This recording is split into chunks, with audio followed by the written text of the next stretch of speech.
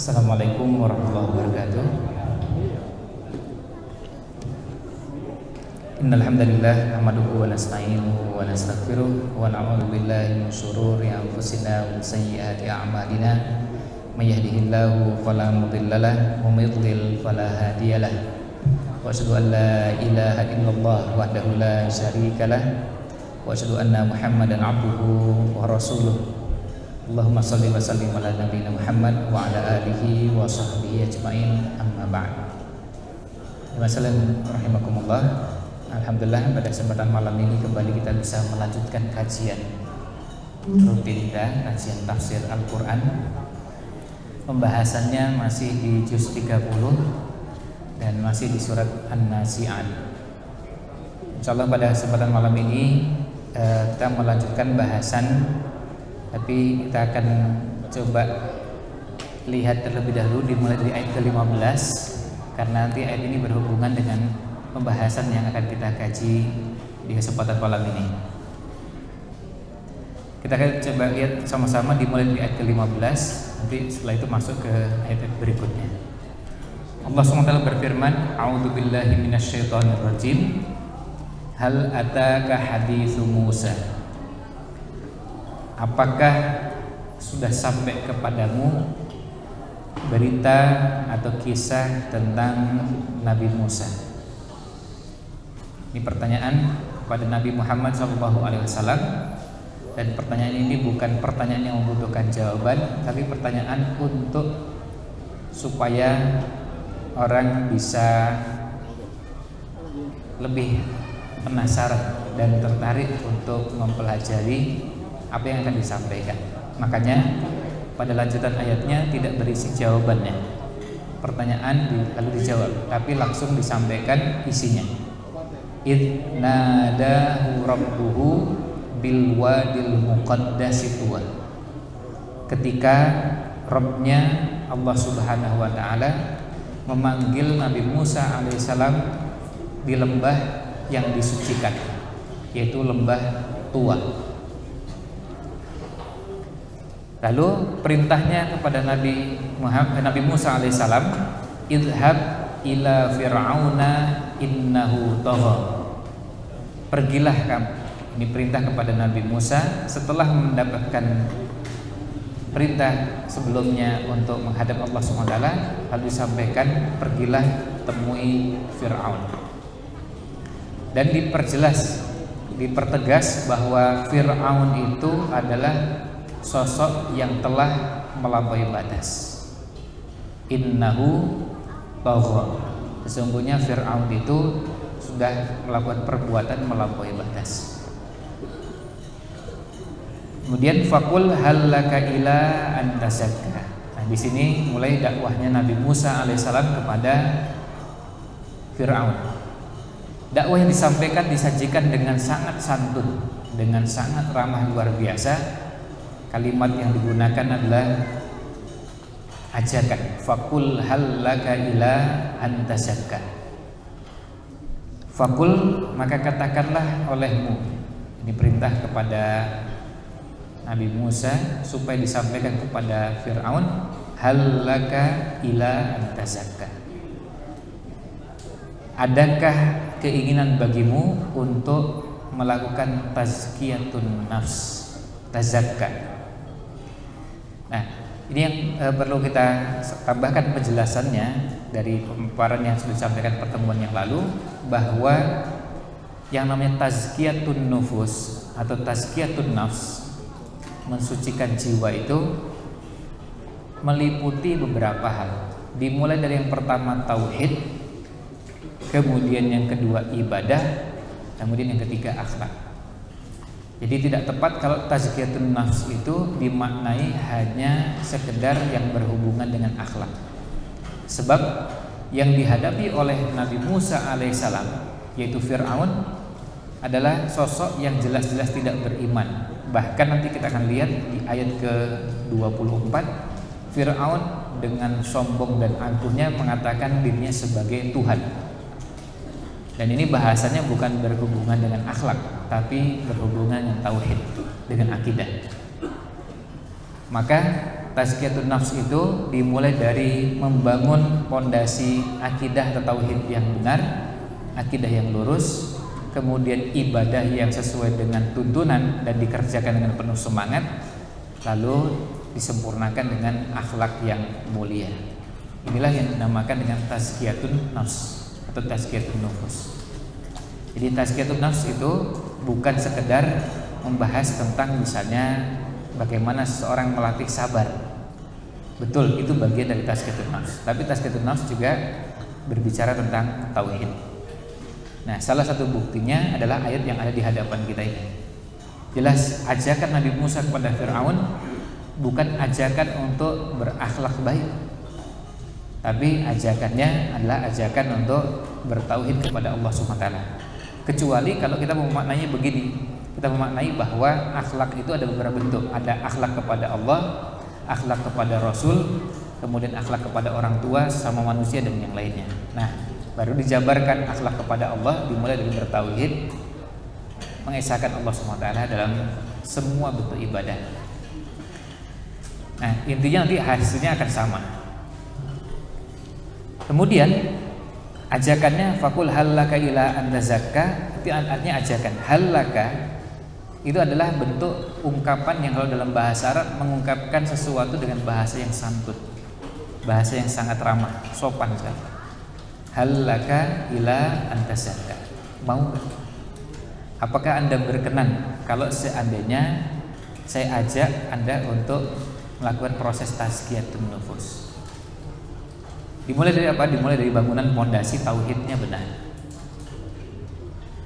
Nah, kemudian lanjutannya di ayat berikutnya, ayat ke-19, Allah berfirman, wa ahdiyaka ila rabbika fatakhsha.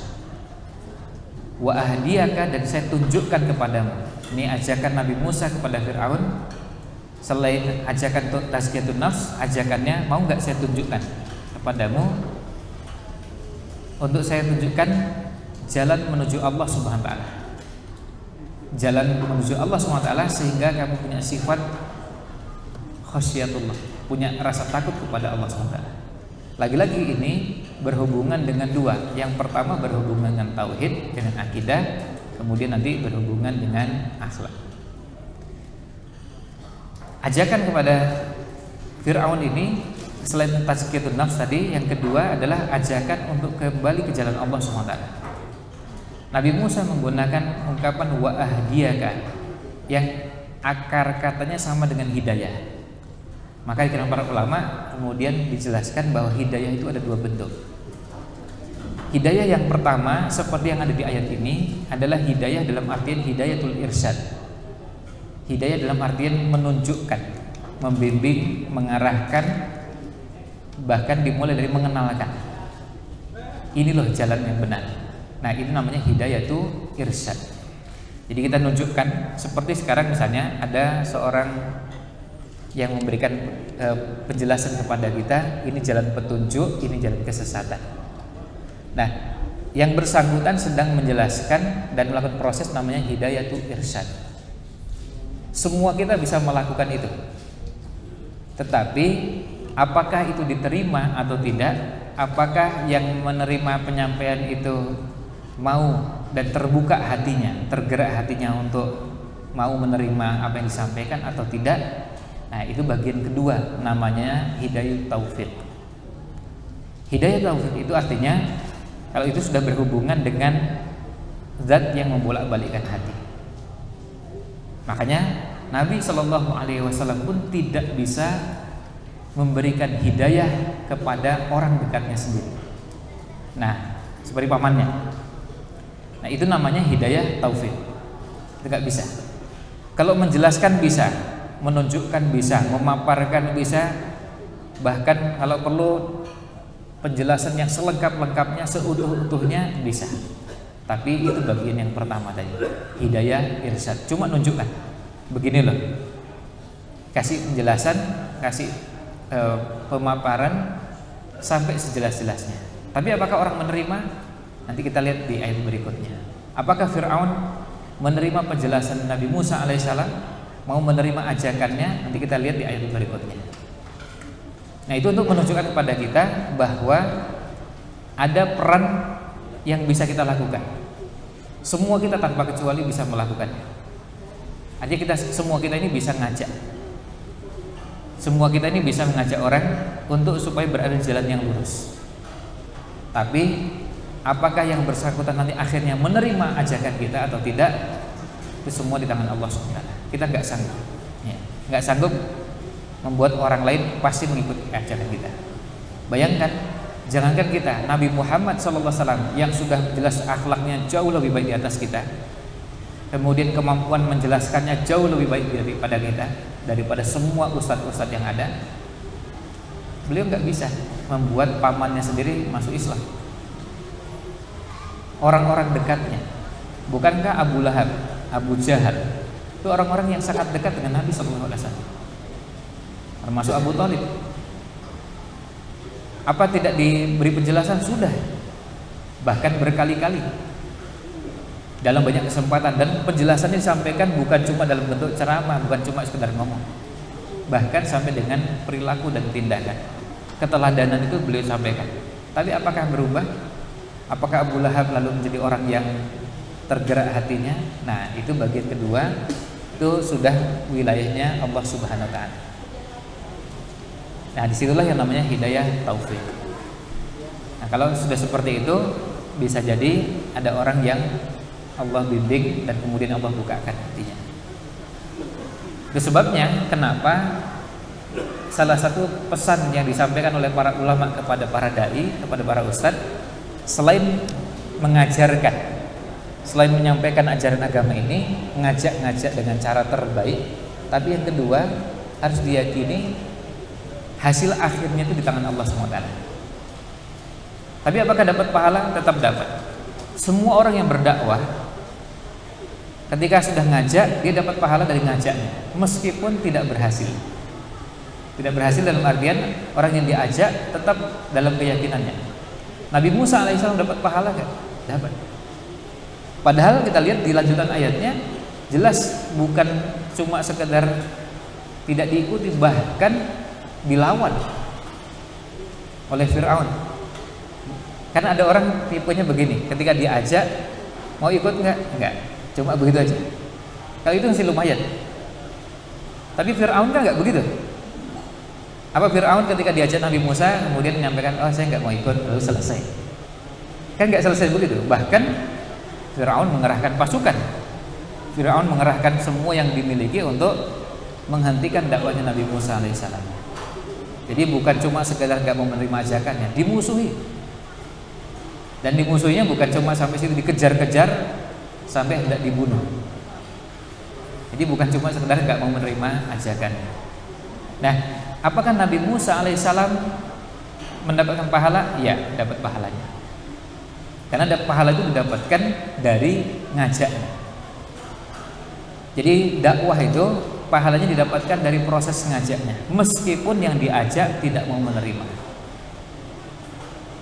Nabi Musa mendakwai Fir'aun, dan Fir'aun seperti kita ketahui sampai akhir hayatnya tidak menerima dakwahnya. Nabi Nuh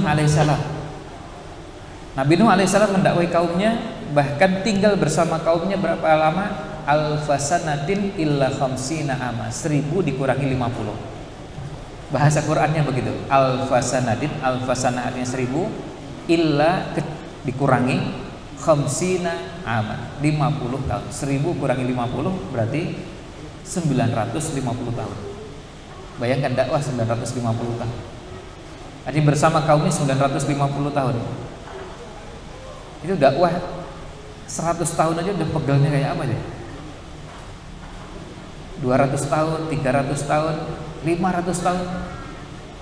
Dan Nabi Nuh alaihissalam bukan cuma itu. Di surat Nuh kita dapat di juz 29, inni da'autu qaumi laila wa nahara, saya dakwahi kaum saya ini siang malam. Falam yazidhum du'ai illa firara. Bukan mau kembali ke jalan Allah, mau ikut, malah justru tambah jauh.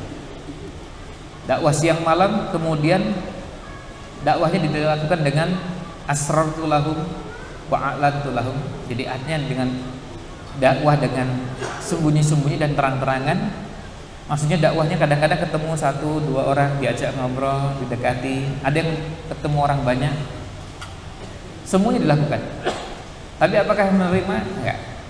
Konon sebagian penulis mengatakan dari 950 tahun itu yang ikut dakwahnya Nabi Nuh alaihissalam cuma 80-an. Oke, Ibu sekalian bayangkan sabarnya Nabi Nuh alaihissalam. 950 dibagi 80 itu berapa ya? Kira-kira 11 gitu ya. Ya ini hitungan kasarnya, tidak akurat. Bayangkan kalau seandainya seorang dai berdakwah 11 tahun baru dapat 1. Ada yang kuat, Pak?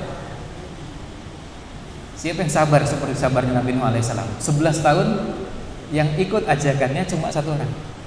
Nanti 11 tahun berikutnya dapat 1 lagi.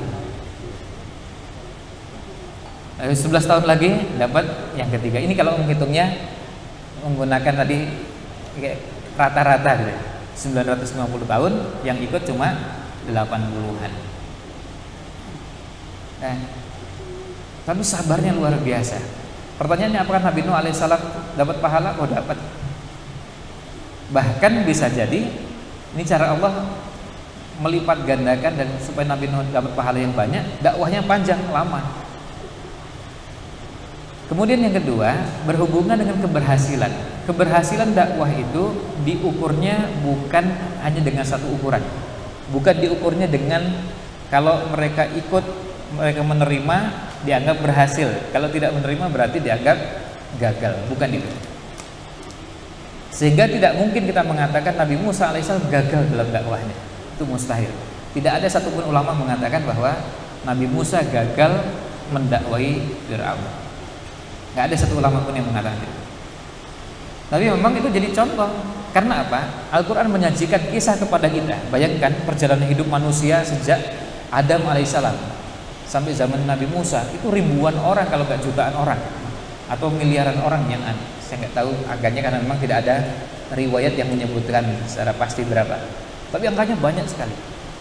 Kisah yang diceritakan bisa sangat banyak. Tapi yang dipilih kenapa kok Nabi Musa dengan Fir'aun? Ya tentu ada hikmah. Karena kata Thahir bin Asyur, kisah dalam Al-Quran itu ada 3. Ada ilmu, yang kedua ada ibrah, pelajaran, dan yang ketiga ada uswah, keteladanan. Allah tunjukkan kepada kita bagaimana Nabi Musa berhadapan dengan Fir'aun. Dan Nabi Musa berhasil dalam dakwahnya. Meskipun tidak berhasil mengajak Fir'aun untuk masuk Islam atau kemudian mengikuti dakwahnya Nabi Musa alaihissalam. Betul, tapi apakah gagal? Tidak. Fir'aun kemudian Allah binasakan seperti kisah yang kita ketahui bersama. Nah, Nabi Musa berhasil, Nabi Nuh berhasil, dan para nabi dan rasul berhasil dengan modelnya masing-masing. Yang dijadikan contoh, dijadikan acuan adalah bukan jumlah mengikut, tapi apakah dakwah itu terus dilakukan. Maka orang dikatakan berhasil dalam dakwahnya salah satunya adalah kalau istiqomah dalam berdakwah. Karena bisa jadi baru berdakwah sebentar ada godaan, kemudian berhenti dakwahnya, atau dakwahnya tidak lagi menegakkan kebenaran karena godaan tersebut. Godaannya apa? Macam-macam. Dulu sering kita mendengar ada 3 ta, ya. Harta, tahta, wanita. Sekarang tambah Toyota, ya. Kemudian ada lagi kuota, ya. Terus ada lagi tambahannya, godaannya macam-macam. Ya, godaan-godaan membuat orang berhenti dari berdakwah. Nah, kalau sampai berhenti berarti gagal. Gagal dakwahnya. Kalau sampai berhenti berdakwah hanya gara-gara gangguan-gangguan tadi. Nabi Musa alaihissalam menghadapi gangguan yang luar biasa. Gangguan dari Fir'aun dengan semua sistem pendukungnya. Karena di situ ada macam-macam di kekuatannya Fir'aun. Nah, di sini Nabi Musa alaihissalam mengajak, dan ajakannya diteruskan lagi. Bukan cuma ajakan dalam bentuk lisan, dengan bukti. Bayangkan yang dihadirkan di hadapan Fir'aun itu sampai mukjizat. Fa'arahul ayatal kubra. Lalu kemudian Allah berikan kepada Nabi Musa Nabi Musa tunjukkan di hadapan Fir'aun mukjizat yang kubro, mukjizat yang terbesar. Mukjizat itu secara bahasa dari kata ajizat. Ajizat itu artinya lemah. Mukjizat itu artinya sesuatu yang ditunjukkan kepada musuh atau kepada lawan, yang kalau dia melihat itu dia nggak akan sanggup untuk menandingi. Maka yang muncul harusnya sikapnya adalah ya sudah, menerima. Misalnya ketika Nabi Musa alaihissalam menunjukkan mukjizatnya dalam bentuk tongkat, lalu kemudian menjadi ular. Haman, menteri serba urusannya Fir'aun, itu lalu kemudian komentar, kalau cuma begitu kita juga punya tukang sihir yang bisa membuat tali lalu jadi ular. Gampang kalau cuma begitu. Ini kan Haman ini kan pembisiknya Fir'aun. Dan ada seorang penulis itu menulis tentang Haman, diistilahkan sebagai menteri serba urusan. Nah kemudian apa yang dilakukan? Ayo dipertemukan. Nabi Musa berhadapan dengan para tukang sihirnya. Kita lihat mana yang lebih kuat, mana yang lebih jagoan.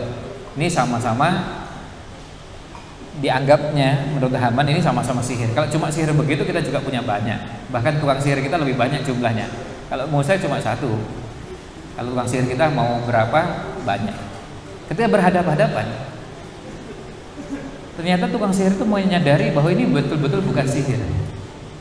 Makanya tukang sihirnya apa? Beriman kan? Setelah peristiwa itu, karena tukang sihir tahu yang dihadapi ini bukan sihir. Sihirnya nggak mempan berhadapan dengan tongkatnya Nabi Musa. Ular begitu banyak, ya itu bukan ular benar. Tapi begitu nampak terlihat ular, kemudian berhadapan dengan satu tongkatnya Nabi Musa, selesai semua. Nah, tapi yang terjadi apa? Para tukang sihir itu kemudian apa? Beriman. Ketika mereka beriman, nah, Haman, Fir'aun tetap dengan keyakinannya. Dia tetap tidak mau menerima meskipun ditunjukkan. Bayangkan meskipun tukang sihirnya ngaku kalah, ya, sampai akhirnya beriman. Fir'aun sampai marah. Apakah kalian beriman sebelum kalian minta izin saya? Jadi kalau beriman tuh minta izin saya dulu. Minta izin kalau mau beriman kepada yang lain. Mereka akhirnya beriman kepada Nabi Musa alaihissalam. Dan risikonya kalau beriman kepada Nabi Musa ya harus siap disiksa, harus siap menghadapi intimidasi. Nah, meskipun ditunjukkan tetap saja tidak menerima. Dan di lanjutan ayatnya dipertegas, fakadzdzaba wa 'asha. Ini di ayat ke-21. Fakadzdzaba, kemudian Fir'aun, apa yang terjadi? Fir'aun tetap kadzdzaba, mendustakan, enggak percaya. Nabi Musa menyampaikan apapun enggak percaya. Mau menyampaikan ada wahyu dari Allah SWT enggak percaya. Nabi Musa utusan Allah SWT enggak percaya. Dan ini dalam bahasan tauhid ada namanya kufur. Itu jenisnya namanya kufur takdzib. Kufur dalam bentuk mendustakan, enggak percaya. Disampaikan ada wahyu, enggak percaya. Disampaikan bahwa Nabi Musa adalah utusan Allah, juga enggak percaya. Mendustakan seperti ini namanya takdzib. Ya, dari kata kadzdzaba yukadzibu, takdzib. Dan yang kedua, wa'asa, dan durhaka atau membangkang. Mau disampaikan apa saja enggak mau mengikuti ajakannya Nabi Musa alaihissalam. Bayangkan yang menyampaikan ini seorang nabi, seorang rasul dengan pengetahuan yang sangat memadai, dengan penyampaian yang sangat baik, ditunjukkan pakai mukjizat, tetap gak terima. Kita jadi bisa bayangkan betapa keras kepalanya Fir'aun. Karena biasanya orang kalau masih punya dalam hatinya sedikit saja cahaya, untuk melihat seperti itu mudah untuk menerimanya. Dan buktinya apa? Para tukang sihir tadi. Para tukang sihir, dia pengalaman. Kalau mau mengubah benda jadi ini jadi itu, jagonya memang tukang sihir. Dan ini bukan tukang sihir pemula, ya. Kalau cuma menghadapi tukang sihir biasa, mereka udah pengalaman dan jumlahnya banyak. Tapi begitu menghadapi Nabi Musa alaihissalam, mereka tahu ini bukan sihir. Dan mereka mengakui, mereka tunduk pada apa yang disampaikan oleh Nabi Musa alaihissalam. Mereka menerima. Tapi Fir'aun enggak. Fir'aun tetap dengan keyakinannya. Fakadzdzaba wa 'asa. Apa cuma sampai di situ? Masih ada lanjutannya. Dan kemudian kata wa'asa itu sebagai lawan dari taat atau tunduk. Karena biasa kita mendengar pasangannya yang mirip seperti ini. Kalau kita mendengar misalnya orang mengatakan sami'na wa ata'na, kami dengar dan kami taat. Itu kalau yang beriman. Yang gak beriman apa? Sami'na wa asaina, kami dengar tapi kami gak taat. Kami tetap membangkang, kami nggak percaya, kami nggak akan tunduk. Nah itu namanya wa'asa. Mau disampaikan apapun nggak akan percaya. Nah ini kata wa'asa. Fakadzdzaba wa'asa.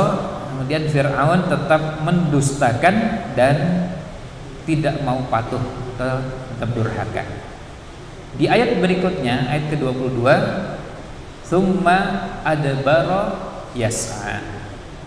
Kemudian Fir'aun berpaling, pergi. Lalu yas'a, kemudian berupaya. Berupaya apa? Dalam versi terjemahan berupaya untuk menantang. Jadi tadi kita sampaikan, bukan cuma nggak mau menerima. Kan begini, orang itu kalau diberi ujangan, diberi nasihat atau diajak, didakwahi, ada yang diajak terus nggak mau, tapi sudah dia punya. Kalau ini enggak, sudah nggak mau, terus apa? Nantang, melawan. Nah ini yang dinamakan dengan adbara yas'a. Artinya, bahkan kata yang digunakan adalah yas'a, artinya dia berupaya, berusaha, dan ada usaha keras yang dilakukan untuk menghadapi Nabi Musa alaihissalam. Dalam tafsir Ibnu Katsir disebutkan dia berupaya untuk menghadapi kebenaran yang dibawa oleh Nabi Musa dilawan dengan kebatilan. Caranya apa? Caranya dengan mengumpulkan para tukang sihir untuk melawan apa yang dihadapi, apa yang dimiliki oleh Nabi Musa alaihissalam. Ini yang ada di tafsir Ibnu Katsir. Kemudian kata sa'a itu mirip seperti kalau Bapak Ibu sekalian pernah mendengar ada istilah sa'i. Sa'i antara Safa dan Marwah. Sa'i itu artinya ada maknanya adalah berupaya dan kerja keras sampai orang mengerahkan kemampuannya dengan cara yang lebih dari sekedar biasa.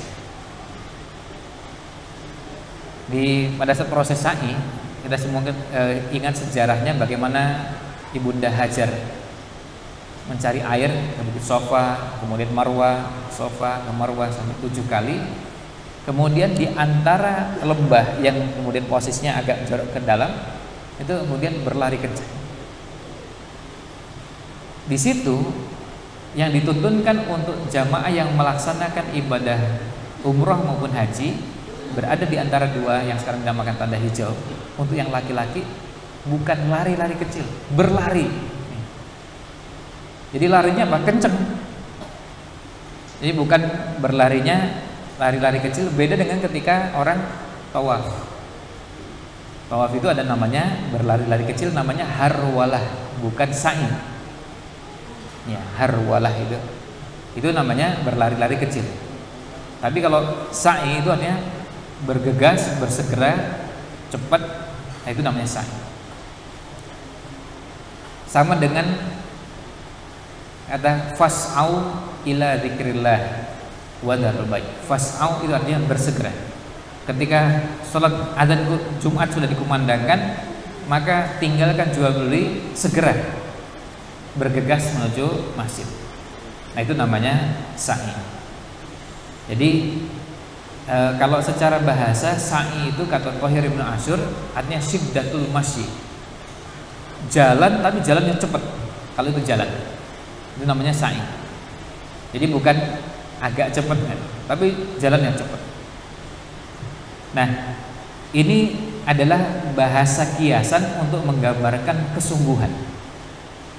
Jadi Fir'aun ketika melihat ajakannya Nabi Musa alaihissalam, apa responnya? Dihadapi dengan nantang dan dia kerja keras untuk menghentikan dakwahnya Nabi Musa alaihissalam. Apa yang dilakukan? Mengerahkan kemampuan yang dimiliki. Semuanya dikerahkan untuk menghadapi Nabi Musa alaihissalam. Yang diantara yang dilakukan seperti dalam surat Toha ayat 60, fatawalla fir'aunu fajama'a kaidahu. Ayat ini bisa untuk menafsirkan ayat yang sedang kita bahas itu. Fatawalla fir'aun, lalu Fir'aun berpaling, sama dengan yang ada di sini. Lalu kemudian apa? Wa fajama'a kaidahu. Lalu dia mengumpulkan berbagai macam makar dan tipu daya untuk menghentikan dakwahnya Nabi Musa alaihissalam, untuk menghadapi Nabi Musa. Kalau sudah jama'a kaidahu berarti apa? Sudah ada proses dimulai dari merancang. Kira-kira gimana caranya? Jadi bukan cuma sekedar asal mengumpulkan langsung berangkatnya. Ini dirancang, disiapkan. Maka kita lihat dalam kisah ketika Nabi Musa alaihissalam berhadapan-hadapan dengan para tukang sihir, apa yang dilakukan? Bukan cuma menyiapkan para tukang sihir yang jumlahnya banyak, dan tukang sihirnya tukang sihir pilihan, bukan asal-asal. Jumlahnya juga dengan jumlah yang cukup. Kemudian apa? Menyiapkan medianya. Medianya Fir'aun apa? Menggiring opini. Apa yang dilakukan? Medianya itu kemudian mengumpulkan orang, sudah banyak, fahal antum mujtami'un, sudah kumpul ya.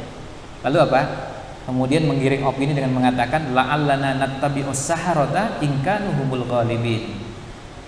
Kayaknya kita ini akan mengikuti para tukang sihir kalau mereka menang. Coba lihat bahasa media. Ini bahasa media Fir'aun ini bisa jadi ditiru oleh titik-titik. Bisa jadi ditiru dengan model yang sama. Media Fir'aun begitu. Caranya apa? Menggiring opini. Bahasanya nggak objektif. Kalau objektif, harusnya bahasanya begini. Kita akan ikut siapa yang menang. Nah, itu objektif. Kalau yang menang Nabi Musa alaihissalam kita ikut. Kalau yang menang tukang sihir kita ikut. Itu namanya objektif. Tapi bahasanya coba lihat bunyi ayatnya. La'allana nattabi'us saharata. Kayaknya kita ini akan ikut para tukang sihir. In kanu humul ghalibin, kalau mereka menang. Kok begitu bahasanya? Ya, bahasanya kok begitu? Karena apa? Memang menggiring. Bukan sejak awal mau bersikap objektif. Kalau objektif harusnya bahasanya kita akan ikut yang menang. Ayo, silahkan tarung, nanti kita ikut yang menang. Nah, itu namanya objektif. Yang menang sini ya kita ikut, kalau yang menang sana kita ikut. Itu namanya objektif. Tapi karena sejak awal memang mau menggiring ke salah satu, bahasanya la'allana nattabi'us saharata in kanu humul ghalibin. Kita ini akan ikut para tukang sihir kalau mereka menang. Terus pertanyaannya, kalau kalah? Ya tetap akan ikut Fir'aun. Jadi sebetulnya begitu. Cuma kalau membahasakan begitu supaya nggak terlalu kelihatan mendukung Fir'aun, maka medianya memberitakan dengan bahasa yang sudah jelas menggiring opininya. Dan bukan cuma kali pertamanya medianya Fir'aun itu melakukan seperti ini. Tentu banyak contohnya yang lain. Kalau yang di luar bahasan ini, ketika Nabi Musa alaihissalam melakukan satu kesalahan, yaitu membunuh seseorang tanpa sengaja, medianya melakukan apa? Melakukan upaya untuk memberitakan itu berulang-ulang sehingga itu menjadi, kalau bahasa sekarang, viral dan digoreng bisa berhari-hari, bisa berminggu-minggu. Apa bahasanya? Wa fa'alta fa'alata kallati fa'alta. Itu diulang-ulang. Nabi Musa alaihissalam melakukan kesalahan dan beliau mengakui kesalahan itu, kemudian minta ampun pada Allah SWT, dan beliau mengatakan itu adalah min amali syaitan.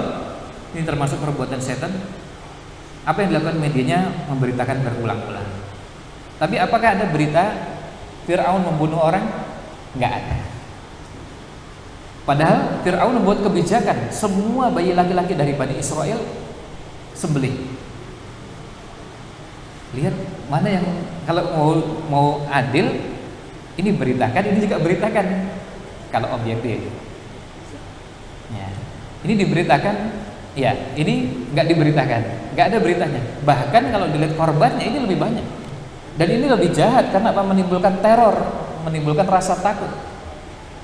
Berapa banyak ibu-ibu yang ketakutan begitu melahirkan, kan takut ini kalau keluar anaknya laki-laki, habis itu.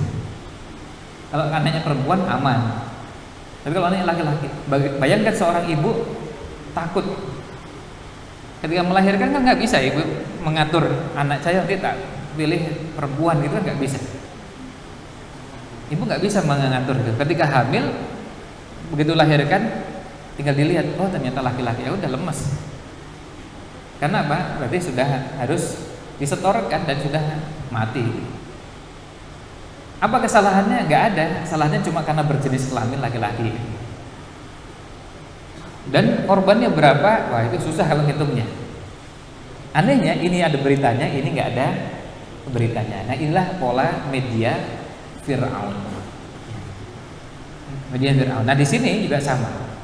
Apa yang dilakukan? Fajama'a kaidahu, maka Fir'aun menghadapi Nabi Musa alaihissalam dengan berbagai apa? Tipu dayanya. Dalam bahasa dinamakan kaid. Kaid itu artinya tipu daya. Artinya apa? Dia merancang gimana caranya kalau kebenaran diputar balikkan. Itu namanya kaid. Ya. Itu namanya, yang dinamakan kaid itu artinya memutar balik. Kalau yang benar jadi salah, yang salah jadi benar. Itu namanya kaid. Nah, ini sementara yang bisa kita bahas karena sudah hampir masuk waktu Isya. Sementara kita cukupkan dulu sampai di ayat ke-22,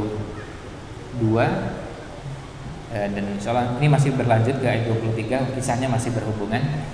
Mudah-mudahan pada kesempatan yang lain kita bisa dipertemukan kembali untuk melanjutkan pembahasan ini. Kita akhiri dengan kafaratul majlis. Subhanakallahumma wa bihamdika asyhadu an la ilaha illa anta astaghfiruka wa atubu ilaik. Assalamualaikum warahmatullahi wabarakatuh.